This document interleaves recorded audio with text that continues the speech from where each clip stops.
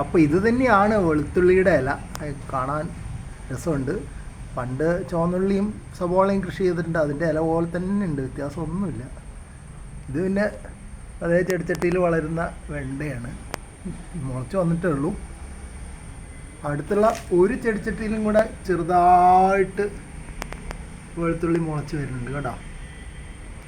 അവിടെയുണ്ടൊരു വെണ്ട, പക്ഷെ ഉഷിരായിട്ടില്ല. ഇനി ഇവിടത്തേക്ക് അടുത്ത ചെടിച്ചട്ടിയിലേക്ക് നോക്കുമ്പോൾ ഇതാ ഇന്ന് പുതുതായിട്ട് ഒരെണ്ണം കൂടെ മുളച്ച് വന്നിട്ടുണ്ട്. ഇതും വെളുത്തുള്ളി ആയിരിക്കും. അപ്പോൾ 3 വെളുത്തുള്ളി തൈകളായി.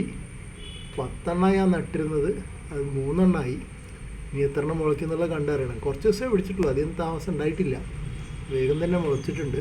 അപ്പോൾ ഇനിയും വരുന്ന ദിവസങ്ങളിലും ബാക്കി മുളയ്ക്കുന്ന ഞാൻ പ്രതീക്ഷിക്കുന്നുണ്ട്. ഈ ചെടിച്ചട്ടിയിൽ ഞാൻ ഇത് മാത്രമേ കണ്ടിരുന്നുള്ളൂ, പക്ഷേ നോക്കുമ്പോൾ ഈ വെണ്ടയുടെ അടുത്ത് ഒരെണ്ണം കൂടി ഉണ്ട്. ഇതാ കണ്ടോ, ഒരെണ്ണം കൂടെ മുളച്ചിട്ടുണ്ട്. അപ്പോൾ ഈ ചെടിച്ചട്ടിയിൽ 2 വെളുത്തുള്ളി മുളച്ചു. ഓരോ ചട്ടിയിലും 2 വീതം നട്ടിരുന്നു. 5 ചട്ടിയിലും 10 എണ്ണം. അപ്പോൾ ഇതിൽ മുളയ്ക്കാനുള്ളതൊക്കെ മുളച്ച് കഴിഞ്ഞു.